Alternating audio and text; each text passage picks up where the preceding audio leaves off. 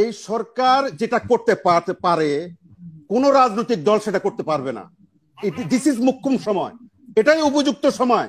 কেন এখনো আপনি তিস্তা পারে যে একটা প্রজেক্ট হওয়ার কথা সেটা শুরু করে দিচ্ছেন না, যেটা কোনো দলীয় সরকার পারবে না, এত সোজা নয়, পারবে না। লালমনিরহাটে আমাদের এশিয়ার সেকেন্ড লার্জেস্ট, ওয়ার্ল্ডের 5th লার্জেস্ট এয়ারবেসটা চালু করার কাজ সিদ্ধান্ত হয়েছে, এবং আরো অ্যাডিশনাল অনেক এয়ারক্রাফট কেনা হচ্ছে বলেই কিন্তু ভারতের পেটে গরম পানি পড়েছে এবং তাদের নড়াচড়া শুরু হয়েছে। আমি বলি না যে কেন শুরু করছেন না, এটা এমন কোনো আলু পটল না বাজারে যাবো চলে আসবো। রাজনীতি আপনার রাজনীতি আলু পটলের তো কাম হয়ে গেছে গা, আলু পটল নিয়ে তো রাজনীতি হচ্ছে। ইসকনকে একটা অখ্যাত অবস্কিউর সেই ইসকন এখানে কর্মচারী চালাচ্ছে, সেই ইসকনের জন্য ভারতের সাউথ ব্লক এবং সরকারিভাবে স্টেটমেন্ট দিচ্ছে। তার মানেটা কি? তার মানেটা এটার যে গুরুত্ব, এটার যে গ্র্যাভিটি, সেই অনুযায়ী আপনাকে তো এটা বলতে হবে যে আমার নাগরিকরা আমি অ্যারেস্ট করব, জেলে দিব, মারবো, কাটবো, তোমার ব্যাপারে। রবি ভাই এবং ইরান ভাই, আমার একটা, ওনারা তো গল্প বলেন, তো আমি একটা গল্প মনে পড়ে গেছে। গল্পটা হচ্ছে মানে বনের পিঁপড়া এবং আপনার হাতি। পিঁপড়ায় বলতেছে আমি এই বনে আর থাকবো না। এখন সবাই ধরছে, কিরে বাবা তুই কেন থাকবে না, আমরা সবাই মিলেমিশে আছি, পিঁপড়া, বাঘ, হরিণ সবাই মিলেমিশে আছে। না আমি এই বনে আর থাকবোই না। কেন থাকবা না বলো না, তোমার দুঃখটা কি? তো বাঘে বলতেছে দুঃখ বলো তুমি, তোমার দুঃখটা কি? কোথাকার কোন হাতি আমারে একটা গাল দিছে, এই গাল তো আমি বলতে পারবো না। তো মানে আমি এই বনে আর থাকবো না, দুঃখে সুখে আমি বন ছাড়ে চলে যাব। এখন মির্জা ফখরুল ইসলাম আলমগীর সাহেব যদি জাতীয় পার্টির এরকম গাল দিত, দুঃখ কোথায় রাখি, দুঃখ কোথায় রাখবো? দুঃখ রাখার জায়গা নেই, তাহলে মনে কষ্ট পাইতাম না।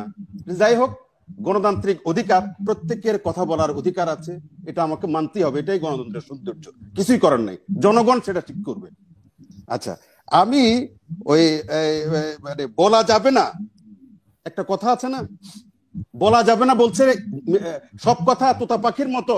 যারা জিএম কাদের এবং জাতীয় পার্টির বিরুদ্ধাচরণ করেন, যে জিএম কাদের ইন্ডিয়া থেকে আসি চুপ করে মাম হয়ে গেছে, এই কথাটা কেন বলছেন না? আমির খসরু মাহমুদ সাহেব অমিত শাহর কাছে যাইয়া নতজানু হয়ে দাঁড়া রয়েছে, এটা জবাব নাই। কিন্তু এখনো কেউ ক্ষমতা যায় নাই, কিন্তু ইন্ডিয়াকে তাজ তোয়াজ করা শুরু করে দিছে।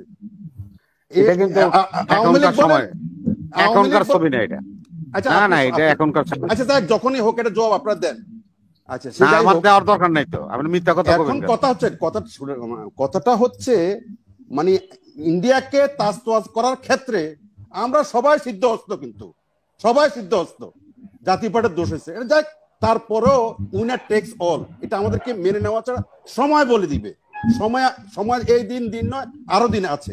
যার যতটুকু অপরাধ, সেই অপরাধের শাস্তি হবেই, এটাই নিয়ম। 90 সালে জাতীয় পার্টিকে আউটস্টেড করেছিল না, সেই জাতীয় পার্টি 90 সালের নির্বাচনের পরে মানে 35টা সিটে নির্বাচিত হয়েছে, কোন সুযোগ সুবিধা তারা পায় নাই। এখনকার লেভেল প্লেইং ফিল্ড তারপরে হয়েছে। এখনকার মতো দল হইলে টর্চ মারি খুঁজে পাওয়া যাবে না, টর্চ হ্যাজাক লাইট মারলেও পাওয়া যাবে না। আচ্ছা, তারপরেও মেনে নিচ্ছি, কোনো অসুবিধা নাই, যা ইচ্ছে তাই করেন, জাতীয় পার্টির দরকার নাই। জাতীয় পার্টি প্রাসঙ্গিকতায় হেরেছে, হারাই গেছে, ওকে আলহামদুলিল্লাহ, কোনো অসুবিধা নেই, জেলে পুরান, কোনো অসুবিধা নাই। আচ্ছা, সেই ক্ষেত্রে আমি রবি ভাই এবং ইরান ভাই, আমার আসলে মানে আমি ভাবছিলাম যে পলিটিক্যালি এক ধরনের মানে ম্যাচুরিটির একটা সভা হবে এটা, কারণ সবাই রাজনীতি করি আমরা। সস্তা জনপ্রিয়তা সবসময় খুব একটা কাজে লাগে না। আপনি এগুলা খণ্ডন করেন যে না, আমার খণ্ডন, এগুলো আমার খণ্ডন করার এখন দরকার নেই। সঠিক ছিল কিনা আপনি আমাদেরকে পিঁপড়া বানান, আমরা এটাকে মেনে নিলাম, আমরা পিঁপড়া কেন, আমরা যা বানান। না, আপনারা আমাদেরকে জেলে দেন, কোনো অসুবিধা নাই, কোনো অসুবিধা নাই, কোনো অসুবিধা নেই। আচ্ছা, আমি এই প্রসঙ্গে আর কথা না বলে, আমাদের মেজর সাহেব খুব সাংঘাতিক কিছু কথা বলছেন, সেটা হচ্ছে, হ্যাঁ, সেটা নিয়ে আমি একটু কথা বলতে চাই। ভারত বন্ধু সুলভ, আপনি এই সরকারে উনি ব্যর্থতা দেখেন না। এই সরকার, আমি রাজনীতির ছাত্র, আমি এই সরকার যেটা করতে পারে কোন রাজনৈতিক দল সেটা করতে পারবে না। দিস ইজ মুখ্যম সময়, এটাই উপযুক্ত সময়। কেন এখনো আপনি তিস্তা পারে যে একটা প্রজেক্ট হওয়ার কথা সেটা শুরু করে দিচ্ছেন না, যেটা কোনো দলীয় সরকার পারবে না, এত সোজা নয়, পারবে না। কেন আপনি এখনো আপনার যে কথাটা আপনি বলছেন লালমনিরহাটের এই যে বেসটা আপনি চালু করার ভেঞ্চার দেখাচ্ছেন না? এটা এই জন্যই বলছি আমি, এই জন্য বলছি আমি চালু করবে কিভাবে? জাতীয় পার্টি এখনো দেখতেছে যে বাংলাদেশে আপনি কিছু না পাই, তার মানে জাতীয় পার্টি এত গুরুত্বপূর্ণ যে মানে এত গুরুত্বপূর্ণ যে জাতীয় পার্টিকে ছাড়া কিছু হয় না, সেটার জন্য অপেক্ষা করেন, তাহলে সেটার জন্য অপেক্ষা করেন। এগুলো শাক দিয়ে মাছ ঢাকার এবং নিজেদের অযোগ্যতা ঢাকার একটা প্রয়াস ছাড়া আর কিছু নয়। আমি এই অর্থে জাতীয় পার্টির ব্যাপারে সবার যে অভিযোগ সেটা কি আপনি অস্বীকার করতে পারবেন? আমি অস্বীকার তো করছি না, আমি অস্বীকার তো করছি না। আমি কে বলছি আপনারা? আচ্ছা, এখন আমরা ক্ষমা যেখানে চাওয়ার সেখানে অবশ্যই চাইছি এবং চাইছিও। এখন যে জাতীয় পার্টি তো একটা ভুয়া পার্টি, ভুয়া পার্টি। জাতীয় পার্টি হলো একটা ভুয়া পার্টি। এখন আমি একটু মাহমুদ ভাই আপনাকে শেষ 10 সেকেন্ড, আমি কিন্তু বলেছি যে লালমনিরহাটে আমাদের এশিয়ার সেকেন্ড লার্জেস্ট, ওয়ার্ল্ডের 5th লার্জেস্ট এয়ারবেসটা চালু করার কাজ সিদ্ধান্ত হয়েছে এবং আরো অ্যাডিশনাল অনেক এয়ারক্রাফট কেনা হচ্ছে বলেই কিন্তু ভারতের পেটে গরম পানি পড়েছে এবং তাদের নড়াচড়া শুরু হয়েছে। আমি বলি না যে কেন শুরু করছেন না, এটা এমন কোনো আলু পটল না বাজারে যাবো চলে আসবো। রাজনীতি আপনার রাজনীতি আলু পটলে তো কাম হয়ে গেছে গা, আলু পটল নিয়ে তো রাজনীতি হচ্ছে। আমি শেষ করে দিচ্ছি, আমি বলছি আমি তো জানি এটা লং প্রসেস, এটা এখনই সময় না। এই যে ছাত্ররা যে সুরে কথা বলে, তাদের যে আশা আকাঙ্ক্ষা আমাদের আভ্যন্তরীণ রাজনীতিতে তারা যেটা চায়, সেই ক্ষেত্রে যেমন এই সরকার তাল মিলাতে পারে নাই, আমাদের বহির বিশ্বের সাথে এবং ইন্ডিয়ার সাথে আমাদের সম্পর্কের যে চাহিদা, আমাদের যুব সমাজের, আমাদের আজকের তরুণ সমাজের, এই জেনজেড জেনারেশনের যে চাহিদা, ভারতের সাথে আমাদের সম্পর্ক যে চাহিদা এদের, সেটার সাথে এই সরকারের মতি গতি এবং পলিসি এবং তাদের উচ্চারণ, তাদের ন্যারেশন, আমি সেটাই বলছি। আমার কথাটা আপনারা জাতীয় পার্টি ভুয়া পার্টি কথা বলতে পারছেন। এখন যেটাই বলতেছেন মতো হাত মিলাবে ভারতের সাথে,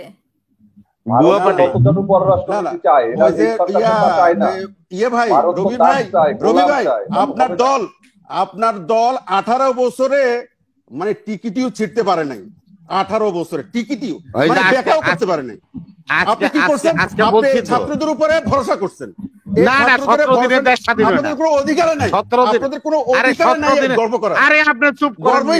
শুরু করছি 9 সাল থেকে আমরা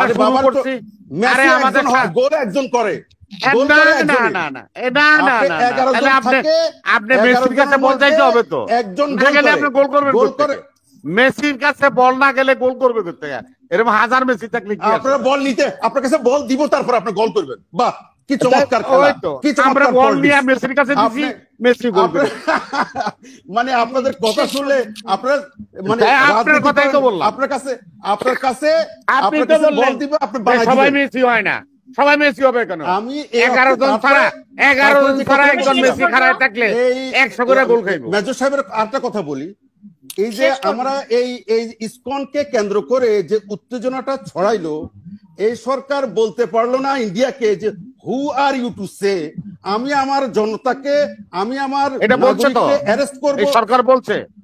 আরে ওদের রাষ্ট্রদূতরা কথার মধ্যে কথা বলেন না, আপনি ঘুমায় আছিলেন।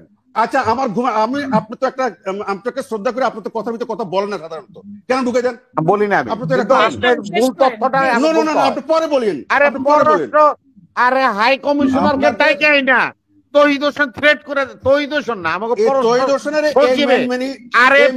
আমাকে পররাষ্ট্র সচিবে থ্রেট করে দিতে।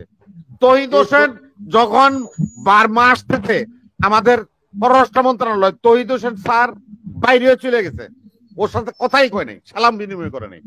আমি ওনার বক্তব্য সব শুনেছি, তৌহিদ হোসেনকে চিনেন? তৌহিদ হোসেন ইন্ডিয়া ব্ল্যাক লিস্টেড লোক, সে কলকাতাতে উপ হাই কমিশনার ছিল এবং দিল্লিতে হাই কমিশনার ছিল ওনার ওয়াইফকে নিয়ে। ভারতের মাথা ব্যথা, রয়ের মাথা ব্যথা। আপনি ওনার ইতিহাস জানেন? জানেন না, কথা বলেন তো। ইসকনকে আপনি সব জানেন, আপনি বলেন আপনার সময়। না, আমার বলার দরকার নাই তো, আপনি জানিয়ে যান, আপনি জানিয়ে যান, আগামীতে ভুল করবেন না। আপনি ভারতের ইসকনের নাম আপনি কখনো শুনছেন? আমি তো গত এই 1 মাস ছাড়া আমি 1000 বছর ধরে শব্দটা শুনছি। শুনি। আপনি তো 1966 সাল থেকে শুনি। হ্যাঁ, না না, 1966 সাল থেকে জানি। ইসকনকে একটা অখ্যাত অবস্কিউর সেই ইসকন এখানে কর্মচারী চালাচ্ছে, সেই ইসকনের জন্য ভারতের সাউথ ব্লক এবং সরকারিভাবে স্টেটমেন্ট দিচ্ছে। তার মানেটা কি? তার মানেটা এটার যে গুরুত্ব, এটার যে গ্র্যাভিটি, সেই অনুযায়ী আপনাকে তো এটা বলতে হবে যে আমার নাগরিকরা আমি অ্যারেস্ট করব, জেলে দিব, মারবো, কাটবো। তোমার ব্যাপারে আপনি এগুলো শুনেন নাই। আচ্ছা ঠিক আছে, আপনি বলেন, আপনি এখন তাদের পক্ষে বলেন, আমি আমার কথা বলবো। ধন্যবাদ, আমি শেষ করব। অসংখ্য ধন্যবাদ। আপনি মিথ্যা কথা কইলে তো আমি মানব না। ডিপ্লোম্যাটিক্যালি যেভাবে ভারতবর্ষকে উনি যে ওনার কথা বুক চেতিয়ে যে ছাত্ররা যেভাবে বলে তাদের যে আশা আকাঙ্ক্ষা, তাদের যে ইচ্ছা, সেটার সাথে সামঞ্জস্য নয়। সেটা ওই রাজনৈতিক দলগুলো যেভাবে বলে, রাজনৈতিক দলগুলো বিএনপি, আওয়ামী লীগ, জাতীয় পার্টি, জামাত ওই ক্ষমতার লোভে যেভাবে বন্ধু সুলভ, আমার মেজর সাহেব যে আমরা বন্ধুত্ব রাখতেছে, আসিফ নজরুল সাহেব বলতেছে যে ভারতকে বুঝতে হবে, ভারত বুঝাতে কি ঠেকা পড়ছে তার, সে তো সে আপার হ্যান্ডে থাকবেই। আপনি আপনার বুঝা বুঝেন, আপনি আপনার বুঝতে বুঝে নেন তার কাছ থেকে। আপনি আপনার বুঝতে তো বুঝে নিচ্ছেন না, নিতে পারছেন না। না না, ক্ষিপ্তার বিষয় না, ক্ষিপ্তার বিষয়